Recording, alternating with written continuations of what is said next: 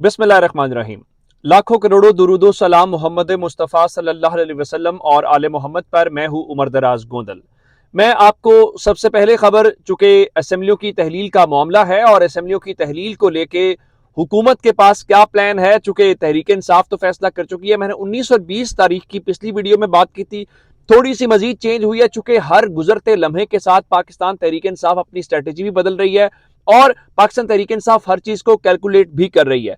अब खबर यह है कि 19 या 20 तारीख को असेंबली तहलील करने का मतलब ये हो सकता है कि हुकूमत फौरी तौर पे कहे जी आप एतमाद का वोट लें या तहरीक अदम एतमाद जमा करवाए, तो वो डिले हो सकता है। इसलिए हुकूमत जो पंजाब की है, चौधरी परवेज इलाही साहब और जो तहरीक इंसाफ के सीनियर रहनुमा हैं, उनकी मुशावरत ये है कि हम इस तरह से काम शुरू करें कि 20 दिसंबर से ज्यादा लेट ना हो, क्योंकि अगर एतमाद और अदम एतमाद आए तो 3 रोज के अंदर अंदर आप उसको निपटा सकते हैं। तो अब इस सिलसिले में असल खबर है क्या? असल खबर यह है कि 17 दिसंबर का फैसला किया गया है लिबर्टी चौक का, कि लिबर्टी चौक के अंदर पाकिस्तान तहरीक इंसाफ एक बड़ा इज्तिमा करेगी। लेकिन ये चीजें इतनी आसान नहीं है। असल मसला तो पंजाब और खैबर पख्तूनख्वा का, बिलखुसूस पंजाब का है। वो मसला तो हल हो जाएगा, लेकिन लग ये रहा है कि उससे पहले शायद पंजाब और खैबर पख्तूनख्वा से पहले कौमी असेंबली का खेल खत्म ना हो जाए। मैंने आपको आज बताया था कि रिकॉर्डिंग के मामले के ऊपर जो हुकूमत के इत्तेहादी हैं वो कौमी असेंबली के अंदर भी मुखालफत करते हुए दिखाई दिए और हुकूमत से नाराज भी हैं। सादिक संजरानी ने 4 घंटे उनको मनाने की कोशिश की, वो नहीं माने।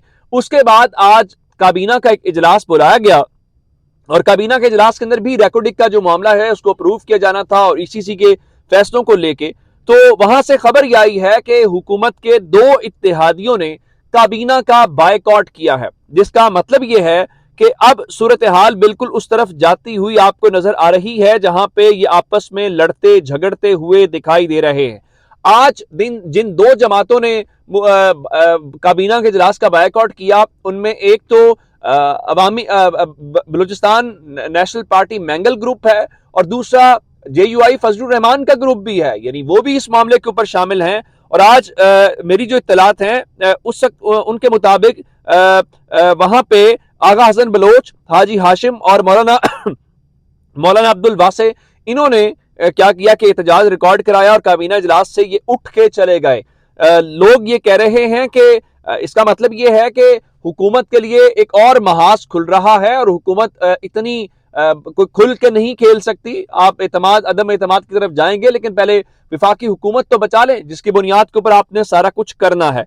और फिर मैं आपको इस बारे में एक और खबर देना चाहता हूं कि चूंकि आजकल अहलियों और नाअहलियों का मामला है, पहले आपने देखा कि खुर्शीद शाह को जाने की इजाजत दी गई, राना सनाउल्लाह को आमदन से जायद असासों के अंदर भी छूट मिल गई, फिर मनशियात के केस के अंदर भी मिल गई। अब मरियम नवाज बरी हुई थी। आमतौर पे जो अकाउंटेबिलिटी के इदारे हैं, अगर कोई शख्स बरी हो तो उस फैसले को चैलेंज करते हैं, उसके खिलाफ अपील करते हैं कि जो लूप होल्स रह गए हैं उनको दूर किया जाए और उनको सजा के लिए काबिल गिरफ्त किया जाए। लेकिन ये पाकिस्तान के अंदर वाहिद नैब का इदारा है जो ये कोशिश करता है कि जो छूट गया अच्छी बात है, जान छूट गई हमारी। नैब ने मरियम नवाज की बर्रियत के फैसले को चैलेंज ना करने का फैसला किया। अब मुझे ये बताइए कि ये मुल्क की खिदमत है, ये मुल्क के साथ कोई उसकी अच्छाई है, या मुल्क के साथ आप ये करने वाले हैं? आगे चलिए, यहां तक तो आपको बात हो गई समझ।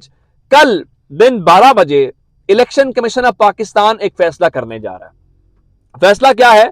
फैसला तो पहले ही हुआ है और अरकान सिंध असम्बली अरसलान ताज घुमन और राबिया अजहर ने इलेक्शन कमीशन के अंदर जरदारी साहब की जो हमशीरा हैं और बिलावल भुट्टो जरदारी की जो फुप्पो हैं, उनके खिलाफ एक नाअहली का रेफरेंस कह लें, दरखास्त कह लें इलेक्शन कमीशन में।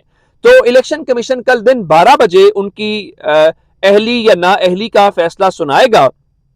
अब आप देखेंगे कि आजकल ये जो झक्कड़ चल रहे हैं ना कि मरियम नवाज भी बरी होगी, मैंने कहा ये चेक कर लें कहीं कुलभूषण यादव इस ये जो लूट सेल लगी हुई है बरी होने की, कहीं कुलभूषण यादव भी बरी होकर यहां से चला तो नहीं गया, या फिर अभी वो पाकिस्तान की कैद के अंदर ही मौजूद है।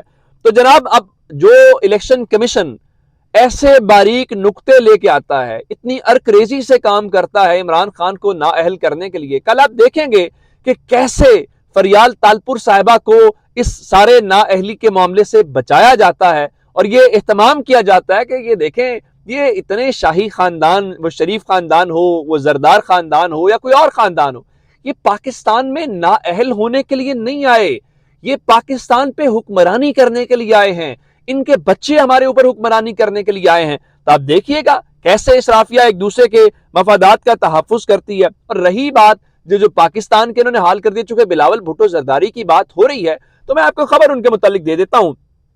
جب سے حکومت آئی ہے تو بلاول بھٹو زرداری صاحب جو ہیں، آپ جانتے ہیں کہ ہر وقت وہ دوروں کے اوپر موجود ہوتے ہیں اور آج بھی وہ امریکہ پہنچے ہیں، لیکن آپ حیران اس بات کے اوپر ہوں گے کہ قائد حزب اختلاف سندھ اسمبلی حلیم عادل شیخ نے کہا ہے کہ بلاول بھٹو زرداری ان 8 مہینوں کے اندر جب سے وہ وزیر خارجہ بنے ہیں 35 ملکوں کے دورے کر چکے ہیں، جس کا مطلب یہ ہے کہ ہر مہینے 4 ملکوں میں جاتے ہیں، جس کا مطلب ہے کہ ہر ہفتے وہ کسی ملک کا دورہ کرتے ہیں۔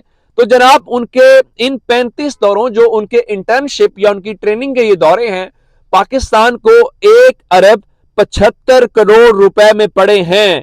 1.25 کروڑ میں زرداری صاحب کے صاحبزادے کی انٹرنشپ اس قوم کو پڑی ہے۔ اب ذرا آپ نکال لیں کہ اس سے پاکستان کو کیا فائدہ ہوا ہے یا پاکستان کے لیے کیا کچھ نکالا گیا، تو وہ آپ کے سامنے ہے۔ لیکن قوم یہ تیاری پکڑ لے، قوم کے لیے تازہ ترین اطلاعات یہ ہیں کہ دالیں درآمد کرنے، وہ دال جو آپ کھاتے ہیں جو گھروں میں استعمال ہوتی ہے، خوراک کا حصہ ہے، وہ امپورٹ کرنے کے لیے بھی ڈالرز موجود نہیں ہیں۔ اور سفارت خانوں کی تنخواہوں کی خبر آپ کے سامنے ہے، آج خبر آئی ہے جی ان کی تنخواہیں دے دی گئی ہیں، یعنی جو میڈیا پہ خبر آ گئی اس کی تو بلے بلے کروا لی، باقی آپ کو فکر نہیں ہے۔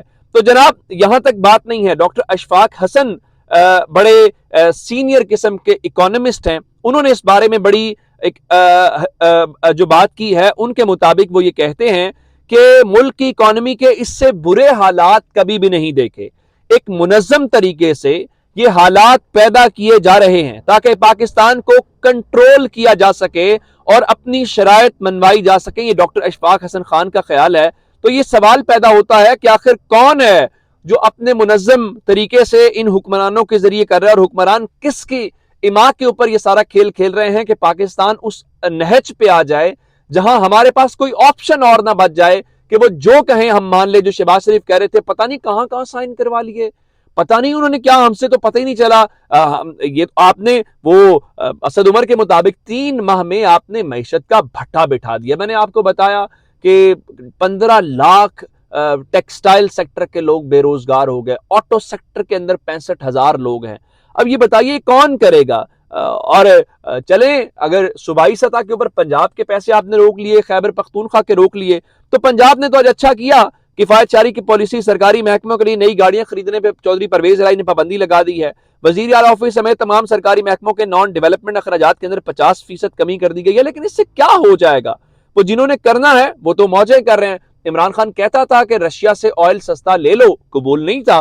آج سن لیجئے اسحاق ڈار صاحب ندیم ملک کو انٹرویو دیتے فرما رہے تھے جی روس سے ہم نے کوشش کی ہے کہ 30% ڈسکاؤنٹ پہ تیل ملے، جو انشاءاللہ مل جائے گا تاکہ عوام کو ریلیف دیا جا سکے۔ بھائی یہ کام عمران خان بھی کر رہا تھا، آپ نے اس کی حکومت نہ گراتے تو ہو جاتا، تو اتنے 8 مہینوں کی سزا کس کو ملنی چاہیے؟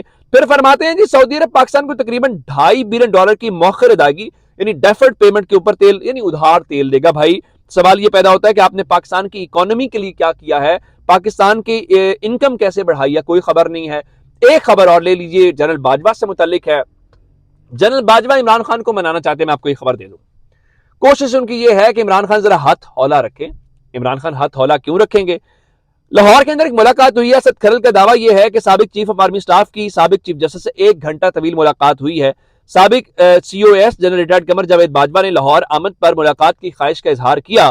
ملاقات سابق چیف جسٹس ثاقب نثار کی رہائش گاہ کے اوپر ہوئی ہے۔ یہ سوچنا چاہیے جنرل صاحب کو کہ اب تو آپ کو بہت فکر ہو رہی ہے، آپ یہ معاملات کو سلجھانا بھی چاہتے ہیں، ذرا بہتری کی طرف بھی جانا چاہتے ہیں۔ یہ تب سوچتے جب آپ سیاہ و سفید کے مالک تھے، اب کون آپ کی طرف دیکھے گا؟ ٹرین جو ہے وہ اسٹیشن چھوڑ کے پتہ نہیں کہاں جا چکی ہے۔ اپنا بہت سارا خیال رکھیے گا۔ خدا حافظ۔